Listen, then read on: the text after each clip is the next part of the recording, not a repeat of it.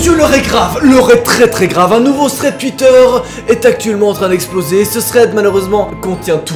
Des preuves, des vidéos, des images, absolument la totalité des choses et qu'il faut pour déterminer si on a vraiment affaire à une activité surhumaine. Et ce thread, je vais te l'expliquer dans ses moindres détails et ses moindres secrets. Bienvenue dans ce thread paranormal.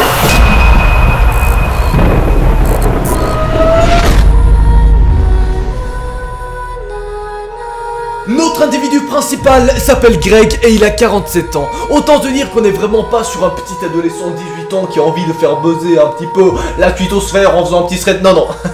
Là, on est vraiment sur un mec qui a déjà une famille, qui a vraiment une maison et qui se met bien, tu vois. Enfin, il se met peut-être pas si bien que ça, mais ça...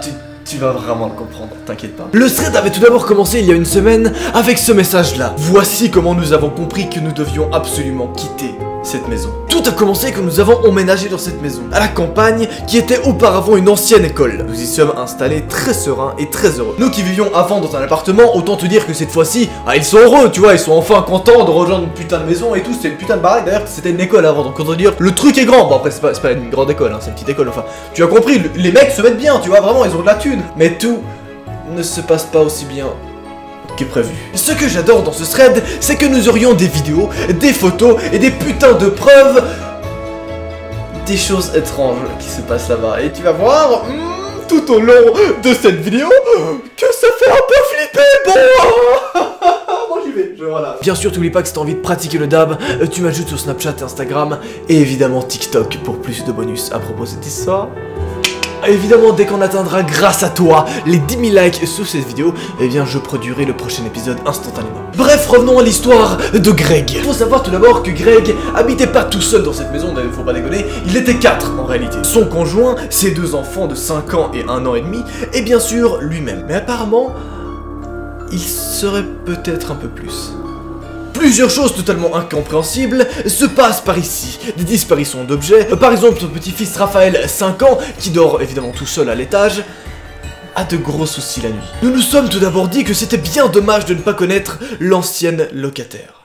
Et puis, je reçois un appel de ma mère, troublant. L'appel de la mère de Greg disait ceci. Le monde est tellement petit.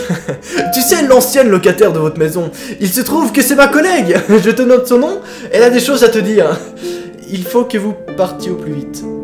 Elle va t'expliquer. Est-ce que tu vois un peu les wives? Imagine tu habites dans une maison depuis quelques mois, et là d'un coup tu reçois un appel de ta mère qui te dit que tu dois quitter rapidement cet appartement, étant donné qu'elle a réussi à être en contact avec l'ancienne locataire qui a eu des putains de problèmes. Enfin, je vais te raconter tout ça et qu'est-ce qui s'est vraiment passé. Bref, l'appel est terminé. Je vais tout de suite rechercher le nom de l'ancienne locataire sur les réseaux. Elle s'appelle Marine. Je lui envoie un message. Et voilà qu'elle me répond. Qu'est-ce que tu en penses à ce moment-là? Comment est-ce que tu penses que l'ancienne locataire va lui répondre? Je vais te dire ça tout de suite, évidemment, t'inquiète pas, commence pas à t'empresser, là. Bonjour Greg, c'est bien moi, l'ancienne locataire. Je vais t'expliquer certaines choses, et si tu as des questions, et si tu veux me raconter ce qu'il se passe peut-être chez toi, je suis là. Je ne te prendrai bien sûr pas pour un fou. L'ancienne locataire lui explique ceci. Tu sais, quand j'ai vécu dans cette maison, tout a changé. Le comportement bizarre de mon fils, la chance qui a commencé à nous tourner le dos, bref, des dizaines de petites choses un petit peu étranges qu'elle lui raconte. Et là, tu t'en doutes, Greg est un peu en mode What is going on here? What the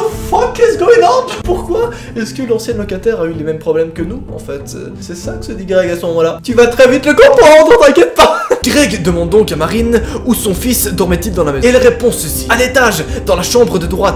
Il se réveillait chaque nuit, était assis sur le bord du lit à fixer un endroit de sa chambre. Je te laisse imaginer la scène tranquillement, où tu as la mère qui rentre dans la chambre et qui voit le petit-fils assis, qui fixe à un coin de sa chambre. Sans rien faire, sans rien bouger et sans répondre aux appels. Plutôt étrange, non? Et donc, quelques minutes plus tard, Greg commande ceci. J'ai froid dans le dos. Il s'agit de la chambre où mon fils, Raphaël, dort. Cette fameuse chambre où depuis qu'il y dort, il se réveille presque toutes les nuits, tombant de son lit, dit nous faire des cauchemars chaque soir. Et à ce moment-là, il remarque que Marine, donc l'ancienne locataire, continue à écrire son message. Bordel de merde, qu'est-ce qu'elle veut encore ajouter à cette information, bordel de merde, genre. Oui, je vais dire bordel de merde encore 82 fois, hein, bordel de merde, bordel de merde.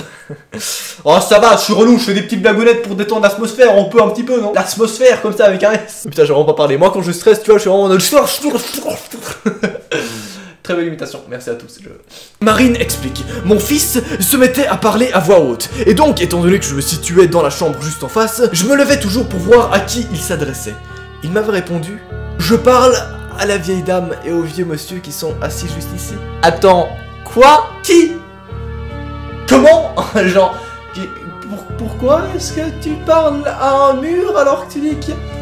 J'aime pas ça du tout. Ça fait un peu penser à beaucoup de témoignages paranormaux qui sont très souvent réels. Mais t'inquiète pas, on n'y est pas encore aux preuves et aux putains de vidéosurveillance qui vont arriver un peu plus tard. T'es pas prêt, t'es clairement pas prêt, genre... Greg publie donc 5 heures plus tard ceci. J'ai décidé de monter à l'étage et de faire une photo du coin, là où mon fils dormait, avant que nous déplacions son lit. Là où il a écrit son nom sur le mur, et où il a fait des dessins. Là où quand il tombait de son lit, il restait planté là, à fixer son mur. Vous avez donc vu quelques images, jusqu'ici rien de très inquiétant, non.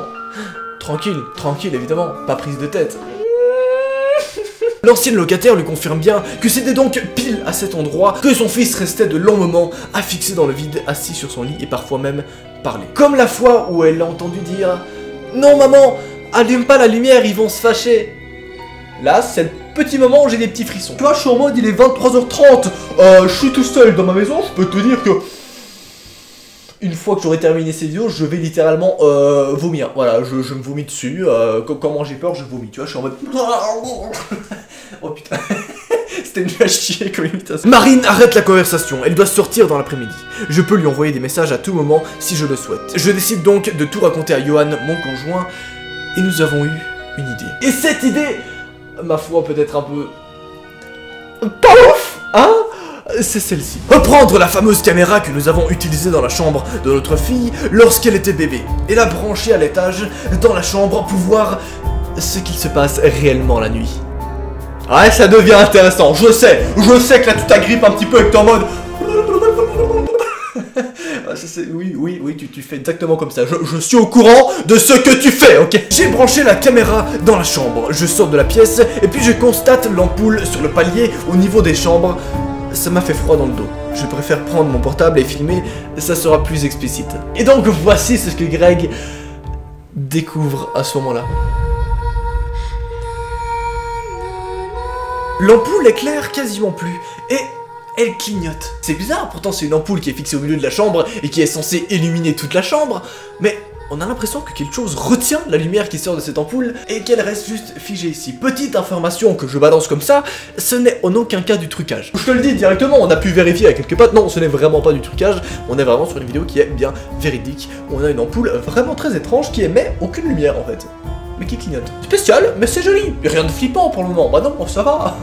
Là, tu vas pas me dire que tu flippes déjà. S'il te plaît, t'as un minimum de balls un peu, non? Le premier matin, en jetant un œil à l'application de la caméra, je n'ai rien à dire, tout va bien. Nous trouvons ça plutôt intéressant de pouvoir savoir si un mouvement a été détecté et enregistré durant la nuit. Puis, un matin, il arrive ceci. Un enregistrement qui a été fait aux alentours de 4h55. Je visionne donc l'extrait, la caméra filme au niveau du lit de mon fils, puis elle bouge pour se retrouver au niveau d'une poutre pendant quelques secondes. Pour finalement se tourner légèrement et s'est arrêté sur le Velux.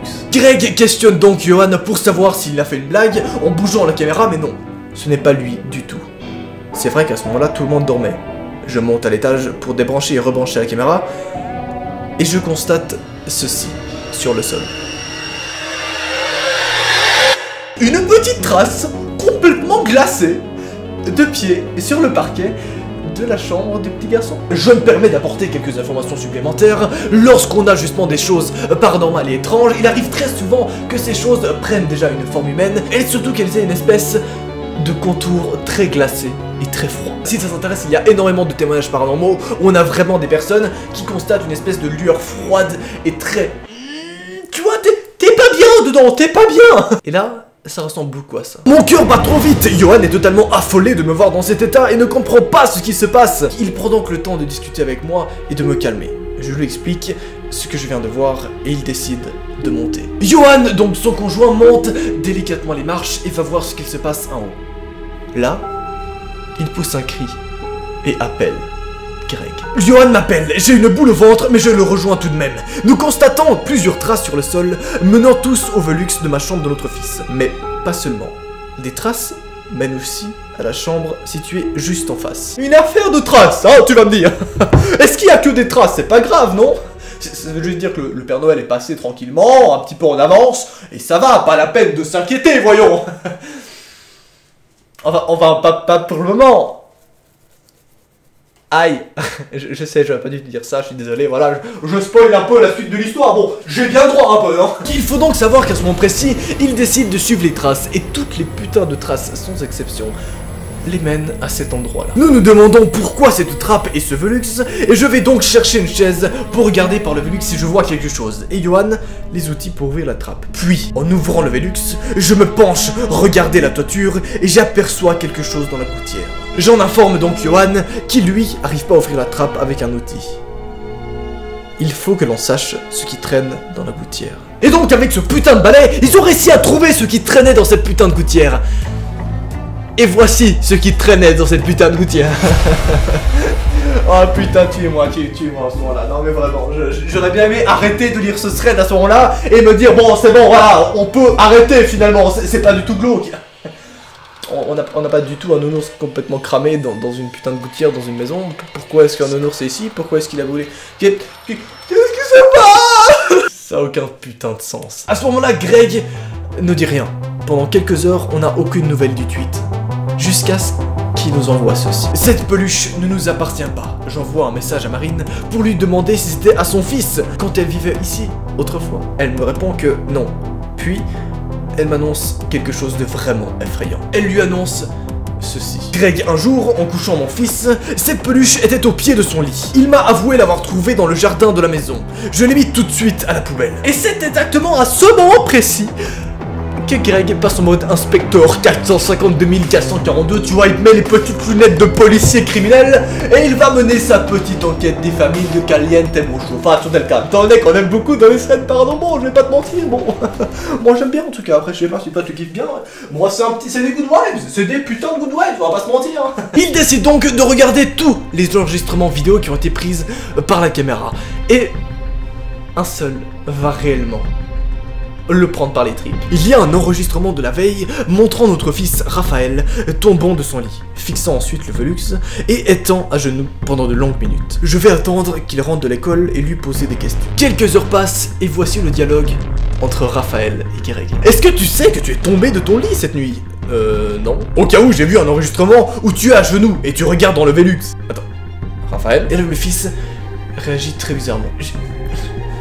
J'ai pas le droit de te dire, sinon ils vont se fâcher, j'ai pas le droit de te dire, j'ai pas le droit de te dire, je n'ai pas le droit de te dire, et il commence à hausser le ton très bizarrement. Comme si quelque chose était pile derrière lui et le forçait à ne rien dévoiler. Qui va se fâcher, Raphaël? Je ne comprends pas, qu'est-ce qui se passe? Et là, Raphaël part en larmes et il pleure. Je dois comprendre, Raphaël. Si tu sais quelque chose, il faut me dire. Je peux pas. Il va faire du mal à Pistache à cause de moi. Il va nous faire du mal aussi. Ah oui, excusez-moi, j'ai oublié de vous parler de Pistache. Oui, j'ai fait exprès de le parler un peu plus tard, histoire que tu commences un peu à flipper, tu vois, à ce moment précis. Non, parce qu'en fait, Pistache, c'est ceci. Pistache est notre chat, âgé de 4 ans, retrouvé un soir dans la chambre de Raphaël, caché dans un tas de peluches, la mâchoire cassée et un œil complètement gonflé, qui a rejoint les étoiles 3 jours après, chez le vétérinaire. La mâchoire pétée et un œil gonflé. Comment c'est possible qu'un enfant fasse ça à un chat? Holy fucking shit, on est bien d'accord? Je vous résume un petit peu la suite des événements. En fouillant un petit peu partout dans la chambre de Raphaël, ils finissent par tomber là où le chat était mort. Et il s'avère que des poils de ce chat traversaient le carrelage. Et donc ils se sont dit, bon, on va quand même pas le laisser traîner des poils ici. Ils décident donc de retirer quelques poils du chat qui étaient sur le carrelage, quand soudain, ils sentent que quelque chose fait remonter un poil le carrelage à un endroit précis. C'est à ce moment-là qu'ils découvrent une vieille clé. Ils décident donc de descendre à la cuisine, aller nettoyer cette clé, puis quand soudain ils entendent un bruit provenant de l'étage. La machine à laver s'est mystérieusement allumée toute seule. Et est-ce que vous savez à quoi ça me fait penser? Ça me fait penser à la vidéo de Le Grand JD qui est sortie récemment, où il arrive dans un étage très haut, quand soudain un aspirateur s'allume juste à côté de lui, tout seul également. Putain. Assez étrange, non? Attendez de voir la suite. Johan est descendu voir ce qu'il se passe. De mon côté, je monte à l'étage et il n'y a même plus de lumière. J'utilise donc le flash du téléphone et j'en profite pour filmer. À ce moment précis, il est 21h38. Et regardez ce bordel.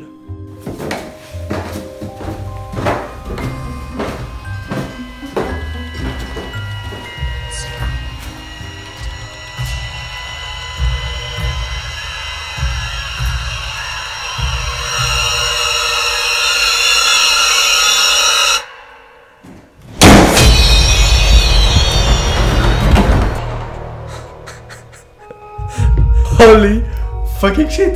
Oui, tu rêves pas? La porte vient de se fermer juste à côté de lui. Devenir brutal. Cette porte-là, à son précis, Raphaël y est à l'intérieur. Qu'est-ce qui se passe, putain de merde? J'ai une petite boule au ventre. Là, je t'avoue que je flippe un petit peu quand même. Je suis un petit peu dans un bad. Je suis un petit... Je barre, hein. Je barre, voilà. Moi, je dis pas je pars. Je dis vraiment je barre. Je barre de la liste. On fait la danse du stress avec Teripalovski. Ouais, je fusionne un petit peu mes vidéos TikTok avec mes vidéos thread. Y a pas de chute à cette blague, vraiment y a... Yohan va chercher Raphaël, ça va pas du tout là-haut. Le temps que Yohan remonte du bas jusqu'en haut, j'allume la caméra pour surveiller notre fils. Il y a trop de bruit là-haut, c'est infernal. Tous les jouets de Raphaël sont éparpillés. Il est encore une fois hors de son lit et même la couverture. Regardez cette image. Il faut savoir que Raphaël est resté dans cette position pendant vraiment longtemps. Cette position qui n'est absolument pas naturelle d'ailleurs. Il est vraiment en mode... Comme si le temps s'arrêtait brutalement, mais seulement avec lui. Genre, juste, il est resté comme ça, dans cette position, à regarder le fond de son mur. Brutalement, Greg décide donc de partir avec ses deux enfants et son conjoint en voiture, et ils partent juste dans la soirée pour aller dormir chez quelqu'un d'autre, parce que là, ça part vraiment trop loin. Ils se disent, soit c'est Raphaël qui nous fait une putain de prank, et dans ce cas-là, le mec fait des pranks à 5 ans, on peut en parler, le mec c'est déjà Ibra TV, hein, y a pas de souci. Soit il se passe vraiment des trucs putain de horribles, et c'est donc pour ça qu'il décide de partir. Sauf que, très intéressant, ils ont toujours accès aux vidéos de caméra surveillance qui se passent dans la chambre à ce moment-là. Et ce qui s'y passe c'est très étrange. Déjà, les jouets ne sont plus là lorsqu'il vérifie pour la première fois la caméra, puis lorsqu'il regarde une deuxième fois, la caméra ne répond plus. Bizarre, non? Étant donné qu'ils sont partis lorsque la caméra avait encore toutes ses batteries. En tout cas, ce qui est sûr, c'est qu'à ce moment précis, il y a réellement quelque chose dans leur chambre. Mais quoi, ça, ils vont pas tarder à le découvrir. Lorsque Greg retourne chez lui à la maison, il trouve son parquet et le plancher comme ceci. On dirait que quelque chose s'est agité et s'est énervé dans cette chambre. Mais quoi, putain de merde, Raphaël était avec eux, c'est pas possible, qui a les clés de la maison? Est-ce qu'on peut l'expliquer, genre? Raphaël dit donc ceci. Papa, tranquille, c'est pas grave ce qu'il y a sur le sol. Je lui avais dit qu'il pouvait jouer avec ma trottinette. Mais, enfin, je lui avais dit qu'il pouvait l'utiliser, quoi, y a pas de souci. Comment ça? Tu parles de qui, gros? Et là, Raphaël répond, bah, de votre petit garçon. De votre petit garçon. De qui est-ce que tu parles, gros? Ah, c'est toi le petit garçon? Oui, c'est à ce moment-là que Greg et Yohan se disent, ok, il y a un problème. Attention, prépare-toi à mettre ton like, parce que tu vas t'énerver. Le thread s'arrête ici. Mais dans le prochain épisode, je m'empresserai de vous raconter la suite et la conclusion de ces putains d'événements horribles, parce que là, on a vraiment à faire un putain de thread de témoignage. Bref, j'espère en tout cas que tu auras eu des bons gros frissons et que cette première partie t'aura bien fait kiffer. Mais t'inquiète pas, la suite arrive très bientôt sur internet. Entre deux, il y aura d'ailleurs des petits bonus qui arriveront sur mon TikTok. Mais t'inquiète pas, pour avoir vraiment toute la suite de l'histoire, ça se passera bien sûr sur YouTube. Je suis pas non plus un fils de pute, t'as cru quoi? Bon, voilà. D'ici là, prends soin de toi et ajoute-toi sur Snapchat et Instagram. Et bien sûr, 10 000 likes pour pratiquer intensément le dab. C'était Noah, ce fut un plaisir. Allez, salut!